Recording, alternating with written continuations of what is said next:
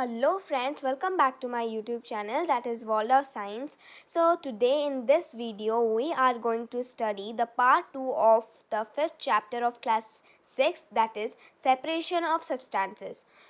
So we have studied in the last video about churning of milk or curd for butter, filtration of or separating tea leaves with a strainer, and next we studied this table 5.1, why do we separate substances, and we have also studied methods of separation, that is in 5.1, in which we studied hand picking in the last video. So in this video we are going to start from threshing.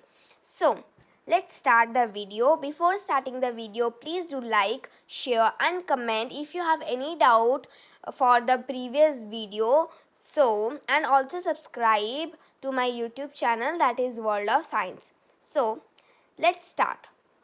Threshing. You must have seen bundles of wheat or paddy stacks lying in fields after harvesting the crop. Stacks are dried in the sun before the grain is separated from them. Each stack has many grain seeds attached to it. Imagine the number of grain seeds in hundreds of bundles of stack lying in the field. How does the farmer separate green seeds from those bundles of stacks? One may pluck mangoes or guavas from the trees, but grain seeds are much smaller than mangoes or guavas, so plucking them from their stacks would be impossible. How does one separate grain seeds from their stacks? The process that is used to separate grain from stacks, etc., is called threshing. In this process, the stacks are beaten to free the grain seeds. Sometimes threshing is done with the help of bullocks. Machines are also used to thresh large quantities. So, what is threshing now? Okay, so the process that is used to separate grain from stacks etc. is threshing.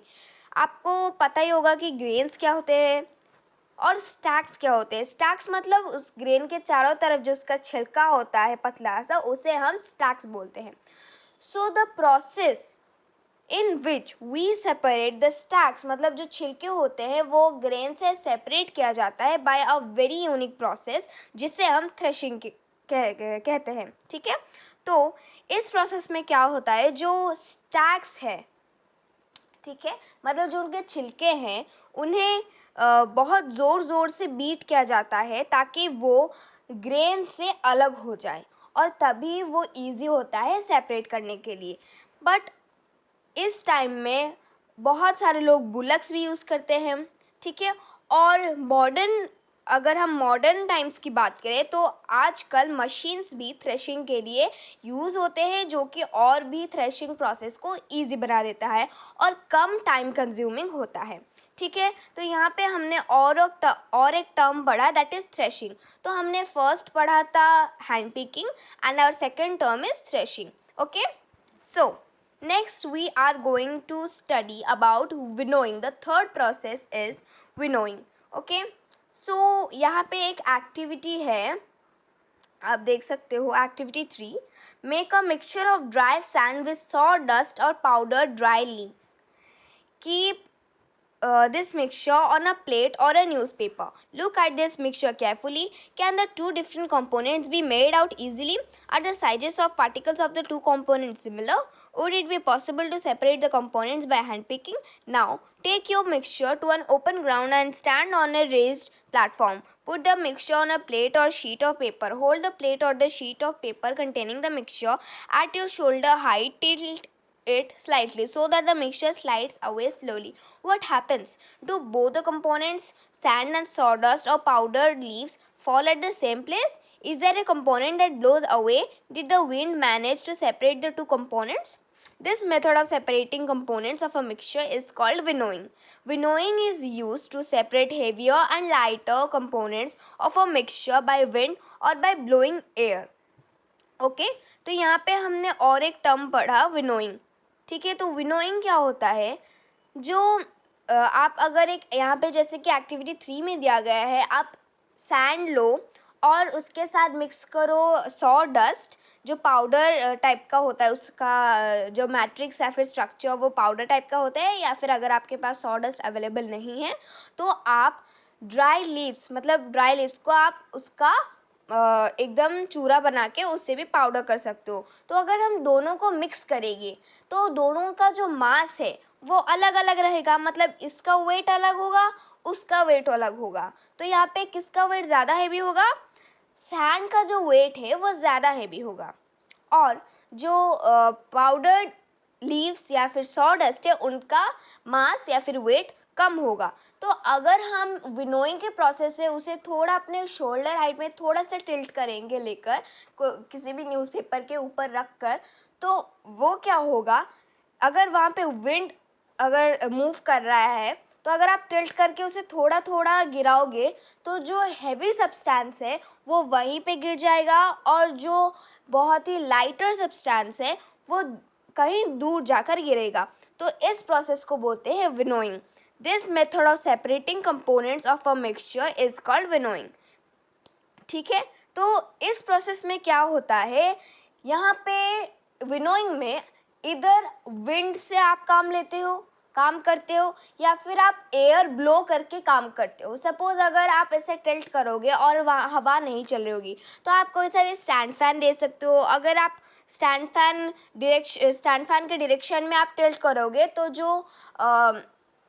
जो है lighter substance है वो stand fan के जो जिस तरह stand fan move मतलब उसका जो फेस जिस तरफ है उसी तरह वो बहुत ही दूर डायरेक्शन में जाकर गिर जाएगा। जैसे कि यहाँ पे आप देख सकते हो एक दिया गया है फिगर विनोइंग का। तो यहाँ पे डायरेक्शन ऑफ विंड इस तरफ है, ठीक है, इस तरफ है, और जो ये है सूप या फिर आप सीव बोल सकते हो लंबा लंबे, यहाँ पे इसके शोल्डर, ये जो वुमेन खड़ी है वो अपने शोल्डर हाइट में थोड़ा सा टिल्ट कर रही है, और जो ग्रेन है ये सारे ये जो है इसमें ग्रेन और हस्क मिलकर हैं, ठीक है। लेकिन जब वो गिराती है तो जो ग्रेन है वो यहाँ पे गिर जाते हैं क्योंकि ग्रेन हस्क से ज़्यादा हेवियर होते हैं, और जो हस्क है वो एकदम यहाँ पे चले आते हैं, जिस तरफ विंड का डायरेक्शन है उसी तरफ फ्लो करते हैं। ठीक है, आप समझ में आया? ओके, तो यहाँ पे हमने थर्ड जो हमारा प्रोसेस पढ़ा वो है विनोइंग। तो अब हम चलते हैं नेक्स्ट को, ठीक है। तो यहाँ पे हमारा नेक्स्ट आता है, ओके, तो यहाँ पे और एक एग्जांपल है विनोइंग का। This method is commonly used by farmers to separate lighter husk particles from heavier seeds of grain, जो हमने अभी पढ़ा, ठीक है। The husk particles are carried away by the wind. The seeds of grain get separated and form a heap near the platform for winnowing. The separated husk is used for so many purposes such as fodder for cattle. ठीक है, उसके बाद हम पढ़ेंगे sieving. ये हमारा fourth number process है, ठीक है। Sometimes we may wish to prepare a dish with flour. We need to remove impurities and bran that may be present in it. What do? We use a sieve and pour the flour into it. Sieving allows the fine flour particles to pass through the holes of the sieve while the bigger impurities remain on the sieve. In a flour mill, impurities like husk and stones are removed from wheat before grinding it. Usually, a bag full of wheat is poured on a slanting sieve. The sieving removes pieces of stones, stack, and husk that may still remain with wheat after threshing and winnowing. तो यहाँ पे एक figure दिया गया है sieving का। तो यहाँ पे उसने एक सीव लिया है और उसमें फ्लावर उसने रखा है, मतलब आटा, और फ्लावर में आपको पता है बहुत सारी इम्प्योरिटीज़ होते हैं। क्या क्या इम्प्योरिटीज़ होते हैं? स्टोन्स होते हैं, ठीक है, और या फिर बहुत अलग अलग इम्प्योरिटीज़ होते हैं। तो सीव करने के बाद क्या होता है, जो लाइट छोटे छोटे पार्टिकल्स होते हैं, मतलब जो फ्लावर है वो सीव के होल से पास करके नीचे गिर जाते हैं, और जो हैवी मटेरियल्स होते हैं यानी कि स्टोन्स वगैरह जो होते हैं वो वहीं के वहीं रह जाते हैं, ठीक है। इसीलिए सीविंग जो प्रोसेस है वो बहुत ही यूज़ किया जाता है ऐसे इम्प्योरिटीज़ को सेपरेट करने के लिए, ठीक है। You may have also noticed similar sieves being used at construction sites to separate pebbles and stones from sand. तो यहाँ पे sieving का और एक प्रोसेस और या फिर एग्जाम्पल दिया है उसने. आपने देखा होगा बहुत सारे कंस्ट्रक्शन साइट्स में क्या होते हैं, वहाँ पे इस तरह के बहुत सारे स्लैंटिंग सीव्स होते हैं जहाँ पे वो स्टोन सीमेंट या फिर स्टोन सैंड को सेपरेट करते हैं, ताकि वो जो कंस्ट्रक्शंस के लिए कंस्ट्रक्ट करने के लिए जो प्रोडक्ट्स नेसेसरी चाहिए वो उन्हें मिल जाए और अच्छे से कंस्ट्रक्शंस हो सके. ओके. उसके बाद एक्टिविटी 4 दिया गया है, आप वो पढ़ सकते हो. तो नेक्स्ट हमारा है 3. हमने ये 4 नंबर पढ़ा, अब हम 5, 6 एंड 7 नंबर पढ़ेंगे. That is sedimentation, decantation and filtration. Okay. So, sometimes it may not be possible to separate components of a mixture by winnowing and hand picking. For example, there may be lighter impurities like dust or soil particles in rice or pulses. How are such impurities separated from rice or pulses before cooking? Rice or pulses are usually washed before cooking. Then, when you add water to these, the impurities like dust particles get separated. These impurities go into water. Now, what will sink to the bottom of the vessel? Rice or dust?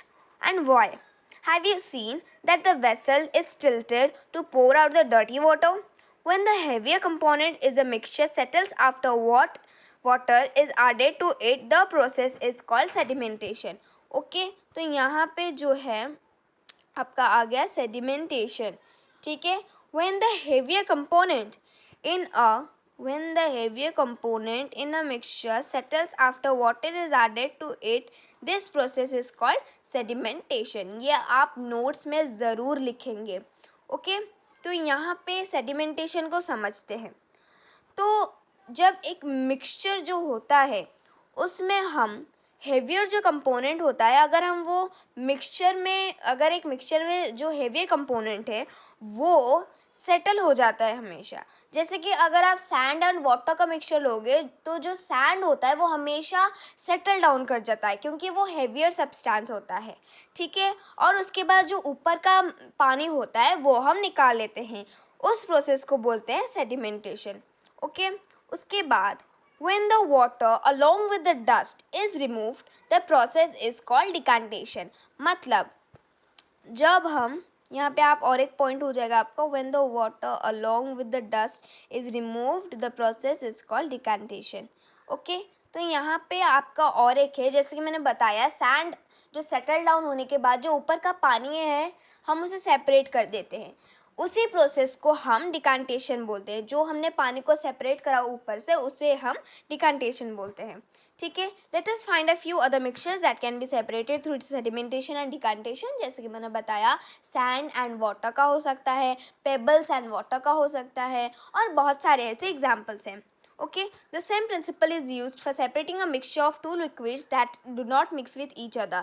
ठीक है. तो यहाँ पे और एक example आप ले सकते हो दो लिक्विड्स का. हम सॉलिड और लिक्विड में तो डिफ्रेंशिएट कर सकते हैं, मतलब उन्हें अलग कर सकते हैं, सेपरेट कर सकते हैं. लेकिन सॉलिड और सॉलिड में कैसे सेपरेट करेंगे? तो लिक्विड और लिक्विड में कैसे सेपरेट करेंगे? तो सपोज आप कोई दो लिक्विड लो जो एक दूसरे में मिक्स ना होता हो. जैसे कि हम अगर लेंगे ऑयल एंड वाटर, तो जो ऑयल है वो ना वाटर के साथ मिक्स होता है एंड जो वाटर है वो भी ऑयल के साथ मिक्स नहीं होता है. तो जो ऑयल है वो वाटर से लाइटर है मास में, तो वो हमेशा फ्लोट करता है वाटर के ऊपर. तो वहाँ पे एक प्रोसेस है, ठीक है, जो आप आगे जाकर 9th क्लास में पढ़ोगे केमिस्ट्री में. अभी आपका वो नहीं है. वो सारे प्रोसेसेस हम इस तरह से डिकांटेशन एंड सेडिमेंटेशन से उन्हें निकाल सकते हैं.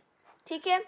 उसके बाद let us again consider a mixture of solid and liquid. After preparing tea, what do you do to remove tea leaves? Usually we use strainer to remove tea leaves. Try decantation, it helps a little, but do you still get a few leaves in your tea?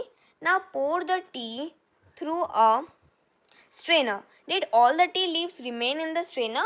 The process is called filtration. ठीक है. तो यहाँ पे हमारा और एक आता है ये word, that is process. जो है फिल्ट्रेशन। तो फिल्ट्रेशन क्या होता है, आपने बहुत बार देखा होगा, आपके मम्मी लोग जो होते हैं चाय बनाने के बाद छन्नी से जो चाय होता है वो छान के देते हैं।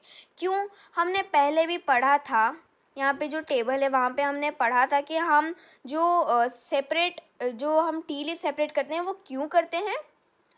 To remove impurities or harmful components and to use both the components। तो both the components कैसे यूज़ करते हैं? जो चाय पत्ती बच जाती है उसे हम यूज़ करते हैं प्लांट्स में, ठीक है, ताकि वो अच्छे से ग्रो करे, और जो चाय हमने फ़िल्टर करके रखा है वो हम खुद कंज्यूम करते हैं, ठीक है। तो उसी प्रोसेस को बोलते हैं हम फिल्टरेशन, ठीक है। This process of separating tea leaves from the mixture with the help of a strainer is called filtration। Okay, so यहाँ पे एक्टिविटी 5 है जो आप खुद से पढ़ सकते हैं, ठीक है।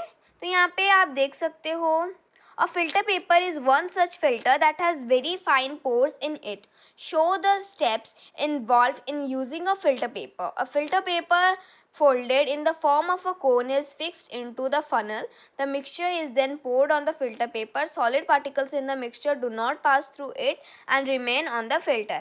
ठीक है, तो यहाँ पे फिल्टरेशन का और एक प्रोसेस हम कर सकते हैं, जैसे कि यहाँ पे जो सर्कुलर पीस ऑफ पेपर है उसे हमने कोन शेप में फोल्ड कर दिया और यहाँ पे हमने उसे एक फनल के अंदर टक कर लिया। जब आप स्टोन्स और वाटर का मिक्सचर डालोगे तो जो वाटर है वो नीचे मतलब फ्लो करके नीचे जो प्योर वाटर है वो फ्लो कर जाएगा और जो पेबल्स है वो ऊपर रह जाएंगे स्टोन्स। ओके ओके, उसके बाद हम नेक्स्ट पार्ट को चलते हैं। Fruit and vegetable juices are usually filter before drinking to separate the seeds and solid particles of pulp. The method of filtration is also used in the process of preparing cottage cheese paneer in our homes। You might have seen that for making paneer, a few drops of lemon juice are added to milk as it boils। This gives a mixture of particles of solid paneer and a liquid। The paneer is then separated by filtering the mixture through a fine cloth or a strainer। Okay, तो जब आपके घर में पनीर बनता है, दूध में vinegar या फिर लेमन जूस डालते हैं तो जो दूध और उसका पानी है वो एकदम अलग अलग हो जाता है। तो फिर जो मतलब पनीर होता है उसे हम पानी से कैसे सेपरेट करते हैं? या तो हम एक कपड़ा लेते हैं या फिर हम स्ट्रेनर की मदद से सेपरेट करते हैं, उसे बोलते हैं हम फिल्टरेशन। ये फिल्टरेशन के प्रोसेस के कुछ कुछ एग्जांपल्स हैं जो आपको नोट्स में लिखने हैं। अगर आपको नोट्स चाहिए तो आप मुझे कमेंट में बता सकते हो, मैं आपको नोट्स भी प्रोवाइड कर दूँगी। Okay, so next is our evaporation. ये और एक हमारा आ गया topic, that is another process of separation. Okay, तो activity 6, add 2 spoons of salt to water in another beaker and stir it well। Do you see any change in the color of water? Can you see any salt in the beaker? After stirring, heat the beaker containing the salt water। Let the water boil away what is left in the beaker। In this activity, we use the process of evaporation to separate a mixture of water and salt। The process of conversion of water into its vapor is called evaporation। Okay, यहाँ पे और एक आ गया evaporation। तो क्या होगा उसका point? The process of conversion of water into its vapor is called evaporation। The process of evaporation takes place continuously wherever water is present। Okay, तो हमारा नेक्स्ट यहाँ पे आ चुका है इवापोरेशन। तो इवापोरेशन क्या होगा? यहाँ पे एक्टिविटी दिया गया है, जब आप सॉल्ट वाटर के मिक्सचर को हीटअप करोगे तो जो वाटर है वो वेपर होकर वेपराइज हो जाएगा ऊपर, ठीक है। और वेपराइज बहुत होने के बाद जो पानी है वो एकदम ऊपर चला जाएगा, वेपर हो जाएगा और नीचे क्या बच जाएगा? हमारा सॉल्ट।